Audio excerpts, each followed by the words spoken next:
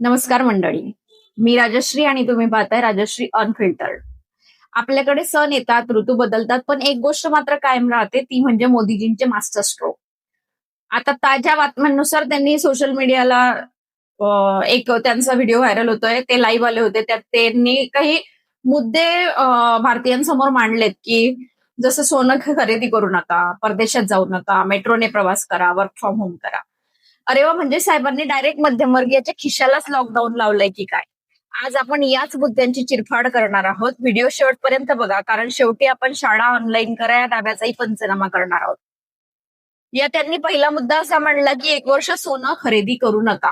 वा साहेब, लग्न सराईचा सीझन सुरू आहे आणि तुम्ही सांगताय सोनं घेऊ नका. म्हणजे काय, लग्नात नवरीने गळ्यात डिजिटल इंडियाचा QR कोड लावून फिरायचं का?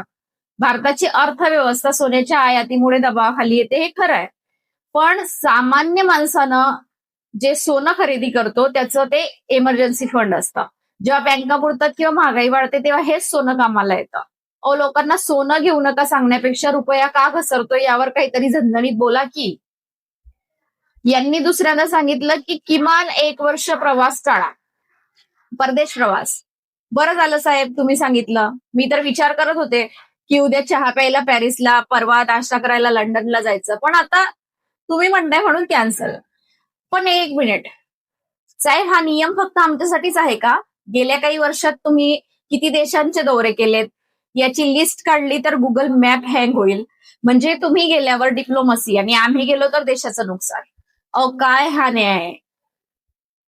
पुढे ते म्हणतात की पेट्रोल डिझेल जपून वापरा. साहेब, 100-110 रुपये लिटर पेट्रोल झाल्यावर माणूस ते पिणार थोडीच आहे. लोक आता थेंब थेंब मोजूनच गाडीत टाकतात. तुम्ही म्हणताय ईव्ही गाड्या वापरा, पण साहेब त्या गाड्यांचे भाव ऐकून माणूस चार्जिंग सोडून स्वतःला शॉक लावून घेईल. इतक्या महाग आहेत त्या. चार्जिंग स्टेशन शोधायला अर्धा जिल्हा फिरावा लागतो, तेव्हा कुठे ते चार्जिंग स्टेशन सापडतं. आणि तुम्ही म्हणताय मेट्रोने प्रवास करा. साहेब, ज्या शहरात मेट्रोच नाहीये तिथल्या माणसाने काय मेट्रोचं स्वप्न बघत बघत सायकल चालवायची का? आता सर्वात महत्वाचा विषय, शाळांनी ऑनलाईन क्लासेस घ्यावेत असं मोदीजींचं म्हणणं आहे. पण साहेब, 2 वर्ष पोरांनी मोबाईलवर गेम खेळून आणि म्यूटवर राहून शिक्षण घेतलंय. पुन्हा तेच पालकांनी फी भरायची शाळेची आणि मुलांनी शिकायचं मोबाईलवर आणि वर्क फ्रॉम होमला प्राधान्य द्या म्हणताय. मग ते जे ऑफिस रिअल इस्टेटमध्ये करोडोंची गुंतवणूक झालीये त्याचं काय? आणि ज्यांचा व्यवसाय रस्त्यावर आहे, ज्यांचे छोटे स्टॉल्स आहेत, त्यांनी वर्क फ्रॉम होम कसं करायचं? वडापाव काय व्हॉट्सअप करून पाठवायचा का? मंडळी, आता एक नवीन आरोग्यदायी सल्ला मोदीजींनी आपल्याला दिलाय. त्यांचं म्हणणं आहे की खाद्यतेल कमी खा, म्हणजे तुमचं स्वास्थ्य चांगलं राहील. अरे वा साहेब, म्हणजे महागाई वाढली की त्याला आरोग्याशी जोडायचं. हा काय नवीन पॅटर्न आहे?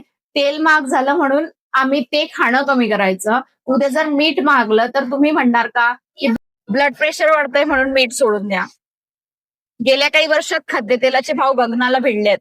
सर्वसामान्य गृहिणींचं बजेट इतकं कोलमडलंय की आता साहेबांच्या सांगण्यानुसार फोडणी द्यायची बंद करायची का, की भाजी फक्त उकळून खायची साहेब? सामान्य माणसाच्या ताटातली भाजी आधीच महाग झालीये. आता त्यातलं तेलही तुम्ही काढणार असाल तर कसं व्हायचं? बरं, हे तेल कमी खाण्याचा सल्ला फक्त गरिबांनाच आहे का? मोठ्या पार्ट्यांमध्ये आणि इव्हेंट्समध्ये तिथे तर तेलाच्या नद्या वाहतात, तिथे कोण सांगणार? तर मंडळी, मुद्दा असा आहे की जेव्हा जेव्हा अर्थव्यवस्था अडचणीत येते तेव्हा तेव्हा सामान्य माणसाला त्याग करायला सांगितलं जातो. तुम्ही सोनं खरेदी करू नका, तुम्ही फिरायला जाऊ नका, तुम्ही पेट्रोल वाचवा आणि आता तुम्ही तेलही कमी खा. पण दुसरीकडे मोठ्या जाहिराती आणि भव्य प्रकल्पांवरचा खर्च मात्र कमी होत नाही. जर सामान्य माणसाने सगळा त्याग करायचा असेल तर मग सरकारचं काम काय? तुम्हाला काय वाटतं? साहेबांचे हे सल्ले खरंच आपल्या फायद्याचे आहेत की फक्त महागाई झाकण्याचे प्रयत्न? खाली कमेंट्समध्ये नक्की सांगा. व्हिडिओ आवडला असल्यास शेअर करा, चॅनलला सबस्क्राईब करायला विसरू नका. धन्यवाद.